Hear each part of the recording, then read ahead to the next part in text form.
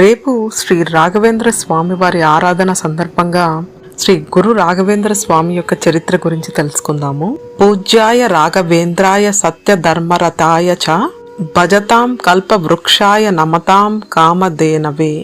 మాధ్వ సాంప్రదాయానికి చెందిన గురు పరంపరలో 16వ శతాబ్దానికి చెందిన వారు శ్రీ గురు రాఘవేంద్రులు. ఆయన విష్ణు భక్తుడైన ప్రహ్లాదుని అవతారమని భక్తులు భావిస్తారు.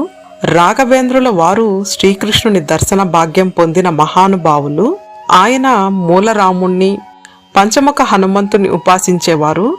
రాఘవేంద్రుడు కొలువైన మంత్రాలయ సంస్థానం భక్త కోటితో నిరంతరం నిత్యాన్న దానాలతో అలరారుతూ ఉంటుంది. రాఘవేంద్ర స్వామివారు 1595లో తమిళనాడులోని భువనగిరిలో తిమ్మన్న భట్టు మరియు గోపికాంబ అనే కన్నడ బ్రాహ్మణ దంపతులకు రెండవ